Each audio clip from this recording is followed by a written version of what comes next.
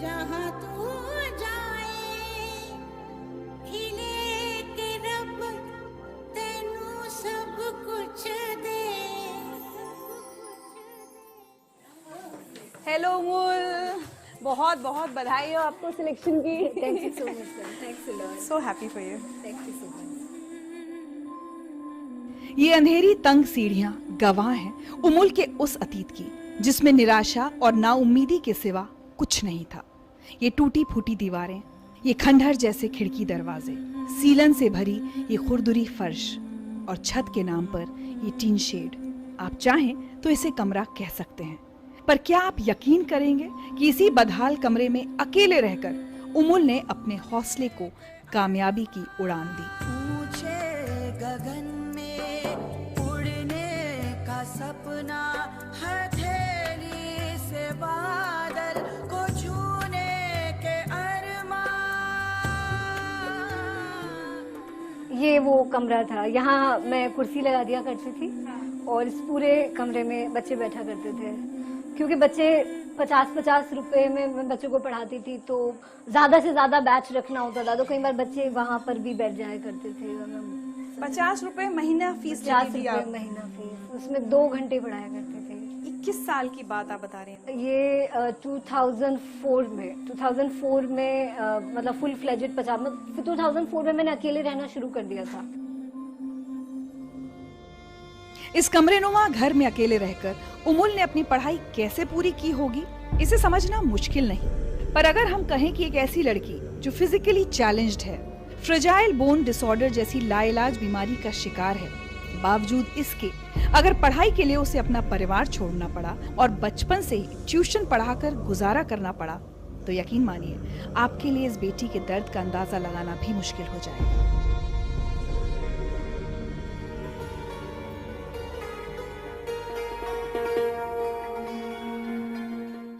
उमुल का जन्म राजस्थान के एक गरीब परिवार में हुआ, पर उनके संघर्ष की असली कहानी शुरू होती है दिल्ली से। उमुल तब बहुत छोटी थी जब अपनी बीमार माँ को गांव में छोड़कर पिता के साथ उन्हें दिल्ली आना पड़ा और सौतेली माँ के साथ निजामुद्दीन की झुग्गी बस्तियों में रहना पड़ा। जब मैं आई थी दिल्ली तो हम काफी टाइम तक हजरत निजामुद्दीन के इस्लाम में रहे।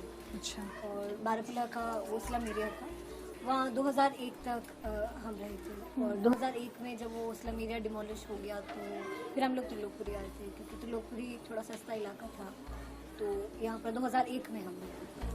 घर में फाका कशी का आलम था। पिता फुटपाथ पर कपड़े बेचकर जो थोड़ा बहुत कमाते थे वो पूरे परिवार के लिए काफी नहीं था, इसलिए उमुल झुग्गी झोपड़ी के बच्चों को ट्यूशन पढ़ाकर अपनी पढ़ाई का खर्च पूरा करती थी।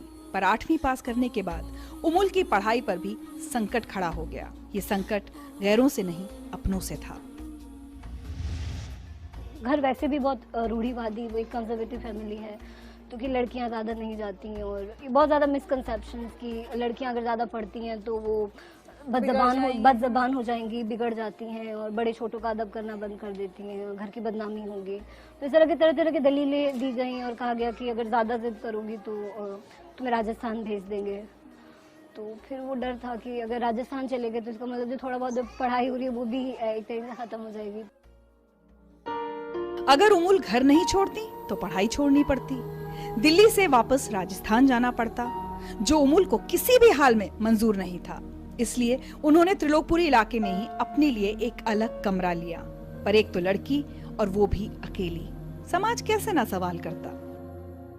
लोगों ने कभी ये नहीं कहा कि एक अकेली लड़की को हम घर नहीं देंगे, दिल्ली में तो वैसे ही कमरा मिलना इतना मुश्किल, ये सब हुआ आपके साथ? नहीं, मेरे स्टूडेंट्स के पेरेंट मेरे साथ बहुत ज़्यादा सपोर्टिव रहे, मगर हाँ वो ये लोग कितने भी सपोर्टिव क्यों ना रहे हों, मगर शुरू में कहीं ना कहीं वो जो संदेह था वो मैं अक्सर आंखों में पढ़ लिया करती थी कि वो लगता था, मतलब ये बात नहीं समझ में आ पाती थी कि मतलब पढ़ाई इतनी जरूरी है कि मतलब आप घर बार छोड़ दें और एक तरह से नहीं लोग समझ पाते, एक बगावत करके आप अकेले रह रहे हैं, तो मतलब ये क्या जरूरत है, क्या मतलब हमारी बेटियां भी तो नहीं जाती हैं। इन तमाम सवालात और मुश्किलात से लड़ते हुए भी उमुल का संघर्ष जारी रहा। वो हर हाल में अपनी पढ़ाई पूरी करना चाहती थी और इसमें उन्हें साथ मिला अमर ज्योति चैरिटेबल ट्रस्ट का। जिस स्कूल में आप पढ़ना चाहती थी वहाँ एडमिशन कैसे हुआ फिर? वो फुल फी कंसेशन मिला अमरज्योति चैरिटेबल ट्रस्ट से। तो प्राइवेट स्कूल में आए। शुरू में मेरी इंग्लिश बिल्कुल अच्छी नहीं थी बिकॉज हिंदी मीडियम से पढ़े थे, तो उस स्कूल में दिक्कत आई। और ख़ासकर जब एक पब्लिक स्कूल होता है तो वहाँ के तौर तरीके थोड़े से अलग होते हैं, और मैं चैरिटेबल स्कूल की थी तो थोड़ा सा घबराई सी भी रहती थी। मगर वो सिर्फ 9वीं क्लास तक रहा। 10वीं तक आते आते मैं बहुत मशहूर हो गई स्कूल में। टॉप किया मैंने, 91% मार्क्स आए थे। पढ़ने लिखने में उमुल शुरू से ही तेज थी। क्लास में कई बार अव्वल आई, पर इसके लिए उन्हें दोगुनी मेहनत करनी पड़ती थी।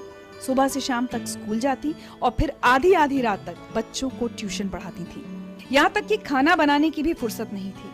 ऐसे में कई बार उमुल को 4-4 दिन पुरानी फफूंद लगी रोटी खाकर अपना पेट भरना पड़ा।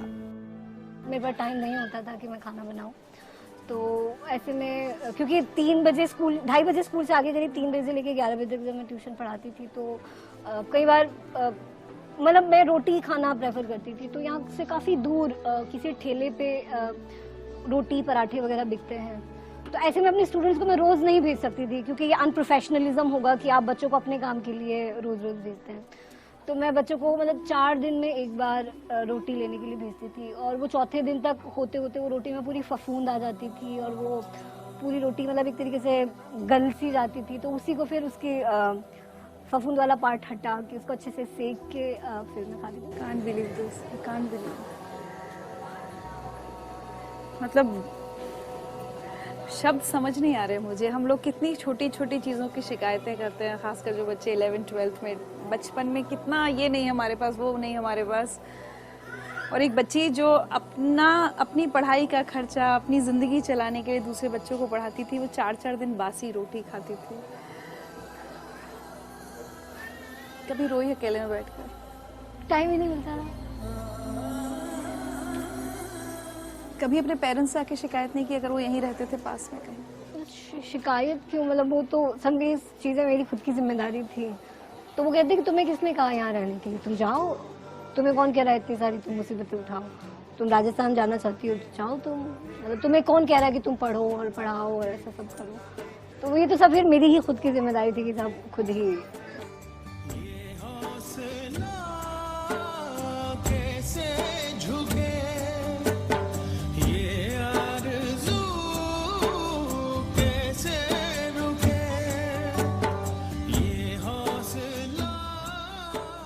खेलने कूदने की उम्र में खुद को पालने और पढ़ाने की जिम्मेदारी ने उमुल को वक्त से पहले कब मैच्योर कर दिया। बचपन की हसरतें जाने कब और कहां दफन हो गईं, पता ही नहीं चला। स्कूल जब जाती होंगी तो आप देखती होंगी बड़ी लग्जरी में बच्चे आ रहे हैं जिनके पास बहुत सारी चीज़ें हैं, स्टाइलिश बैग्स, आजकल तो इतना सब होता है ब्रांडेड। कभी उनको देखकर कॉम्प्लेक्स हुआ कि मेरे पास ये सब कुछ क्यों नहीं है, मेरी लाइफ इतनी लग्जरी मेरे पास क्यों नहीं है? नहीं, वो उस टाइम इतनी ज़्यादा मुझे समझ आ गई थी कि मैं अगर बहुत ज़्यादा अगर अच्छे शब्द भी अगर ना इस्तेमाल करूं तो मतलब उस वक्त मुझे था कि आई एम सेल्फ मेड, कि मतलब जो भी मैं कर रही हूँ तो मतलब आई एम माई मदर, मतलब मैं अपनी माँ और अपना बाप खुद हूँ।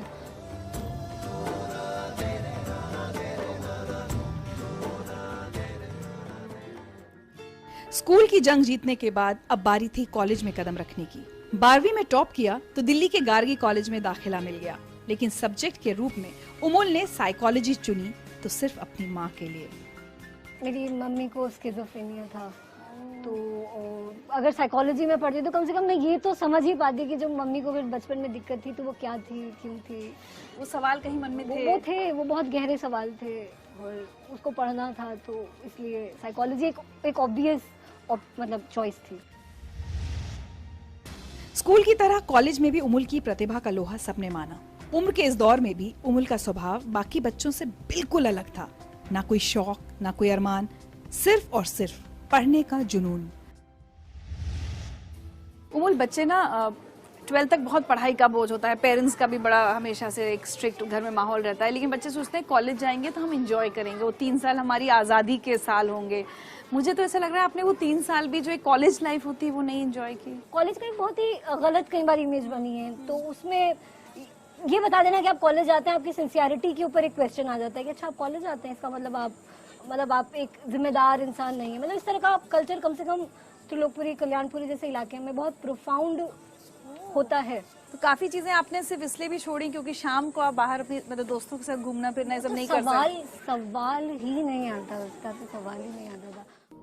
कॉलेज पास करते करते उमुल अपना लक्ष्य तय कर चुकी थी, सिविल सर्विसेज में सफलता का लक्ष्य। इसके लिए उमुल ने नेताजी सुभाष चंद्र बोस के संकल्प को अपना आदर्श बनाया।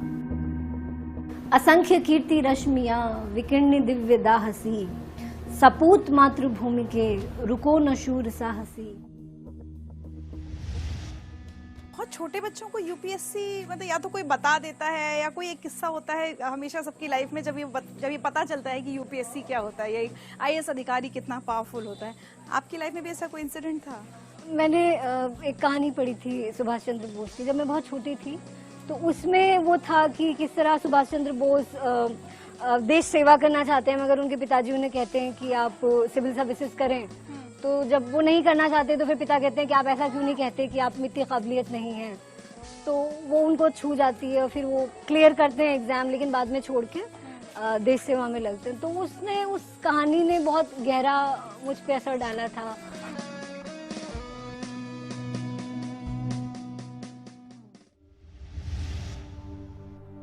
जेएनयू में सिलेक्शन के बाद उमुल की जिंदगी थोड़ा थोड़ा मुस्कुराने लगी। रहने खाने की चिंता दूर हो चुकी थी, ट्यूशन पढ़ाने की मजबूरी से छुटकारा मिल चुका था। अब उमुल के पंख परवाज भरने लगे। अराती सैन्य सिंधु में सुवाड़ अग्नि से जलो, प्रवीर हो जयी बनो, बढ़े चलो बढ़े चलो। जब जेएनयू में एडमिशन हुआ तब आपने इस गली को, इन सब लोगों को, अपने स्टूडेंट्स को छोड़ा? तो हाँ, वो बहुत ही एक इमोशनल फेयरवेल था और सब कहते थे कि मिलने आते रहना। और जेएनयू में आना एक टर्निंग पॉइंट कहूँगी, हाँ, क्योंकि वहाँ जाने से मेस फैसिलिटी मिलने लगी थी। तो कम से कम दिन में जो खाना था उसकी बेफिक्री हो गई, और हॉस्टल था तो उसमें फुल सिक्योरिटी और बहुत नॉमिनल पैसों में मतलब रहने का सब इंतजाम। तो वो जो ट्यूशन पढ़ाने का जो कंपल्जन था वो काफी हद तक खत्म हो गया था। उसके अलावा डिबेट से आप पैसे कमाती रही? डिबेट फिर एमए में जब मैं आ गई तो फिर मैंने अपना पार्टिसिपेशन का लेवल थोड़ा सा सुधारा था, और फिर मैं डिबेट्स वगैरह ना करके पर्सन्स विद डिसेबिलिटी के कॉजेज में काफी हद तक इन्वॉल्व रही, और फिर उसी को लेकर अलग अलग कंट्रीज में गई और भारतीय विकलांग युवाओं का अलग अलग देशों में प्रतिनिधित्व किया। तो साउथ कोरिया में कई बार जाना हुआ, जापान में कई बार जाना हुआ। तो 2012 में वर्ल्ड कांग्रेस था रिहैबिलिटेशन इंटरनेशनल का, जिसमें बान की मून यूनाइटेड नेशंस के सेक्रेटरी जनरल भी आए थे। तो उसमें भी मुझे स्पेशली मतलब सारे इंतजाम के साथ बुलाया गया था। इन विदेश दौरों पर उमुल को कई बड़े संस्थानों और हस्तियों से सराहना मिली, प्रोत्साहन तो मिले, पर डिसेबिलिटी के खिलाफ लड़ने वाली उमुल की जिंदगी हमेशा जोखिम में रही है और इस दर्द की कोई दवा नहीं। आपने डिसेबिलिटी की बात करी, मुझे नहीं लगता कोई भी डिसेबल्ड आपको किसी भी तरह से कह सकता है you more abled than most of us, but क्या है आपको? बोन एक डिसऑर्डर है, चाहूंगी वो थोड़ा बताएं आप, क्या प्रॉब्लम है आपको? हाँ, मेरी बीमारी का टेक्निकल नाम ऑस्टियोजेनेसिस इम्परफेक्टा है, और आम भाषा में इसे फ्रेजाइल बोन डिसऑर्डर कहा जा सकता है। तो इसमें मेरी हड्डियाँ बहुत ज़्यादा टूटा करती थी। करीब मेरे दोनों पैरों में 16 बार हड्डियाँ टूट चुकी हैं और 8 मेरे ऑपरेशन हुए हैं। तो कभी ऐसा तो नहीं हुआ कि जब अकेली रह रही थी तब फ्रैक्चर हुआ या वो मेरी खुशकिस्मती थी कि तब फ्रैक्चर नहीं हुआ। अगर तब फ्रैक्चर होता तो फिर क्या होता, वो मैंने कल्पना भी नहीं की कि क्या हो जाएगी सोचकर, क्योंकि पेरेंट्स से अलग और ऐसे घरों में आप रही, जिसकी सीढ़ियाँ इतनी ऊंची, तो सोचा भी नहीं जा सकता। वो ईश्वर का करम था कि कभी फ्रैक्चर नहीं हुआ उस दौरान। आखिरकार उमुल की कड़ी मेहनत और सच्ची लगन के आगे नियति को भी हार माननी पड़ी। अपनी पहली कोशिश में ही उमुल ने सिविल सर्विसेज में सफलता का परचम लहरा दिया। कामयाबी के इस लम्हे ने दूर हो गए अपनों को भी फिर से करीब ला दिया। कुछ पाने की हो आस आस, कोई अरमा हो जो खास खास आशाएं। जब अच्छा वक्त आया, जब जेएनयू में एडमिशन हुआ या यूपीएससी का रिजल्ट आया, तब तो फैमिली की बहुत याद आई होगी। तो अब तो शायद आप कनेक्ट हो गई हैं फैमिली से वापस, कब और कैसे हुआ ये? हाँ, वो फैमिली से कनेक्शन तो बाद में भी मैं उनसे बीच बीच में फ़ोन करती रहती थी, क्योंकि मुझे लगता था कि कहीं ना कहीं ये था कि उनकी भी पूरी तरह से आप नहीं कह सकते कि उनकी पूरी गलती रही होगी, क्योंकि वो जो भी उन्होंने बातें कही थी वो उनकी खुद की एक समझदारी का ही एक आउटकम था। तो ऐसे में फिर ये मेरा मानना था कि अगर उनसे एक तरीके की दुर्भावना अपने मन में रख लूँ और नाराज़गी वगैरह करूँ तो ये शायद गलत होगा। और पापा से बचपन से लगाव था बहुत ज़्यादा, तो उसकी वजह से। कैसे वापस जुड़ी आप, कब जाके आपने बात करने की पहल करी? जेन्यू में आकर ही मेरी बातचीत होने लगी। फिर एक ये होता है कि जब आप दूर होते हैं तो शायद थोड़ी मोहब्बत बढ़ जाती है, थोड़ी सी मोहब्बत बढ़ी तो नहीं, वो सुधर गई।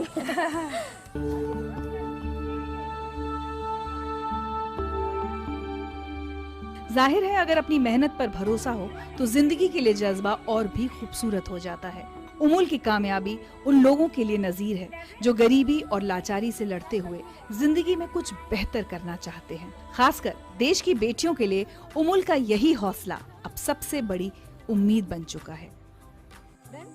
और सब अच्छे से मन लगा के स्कूल जाना, ठीक है? पिटाई करूंगी तुम्हें, ठीक है? हाँ, मैंने तो बहुत साल तक पढ़ाई की।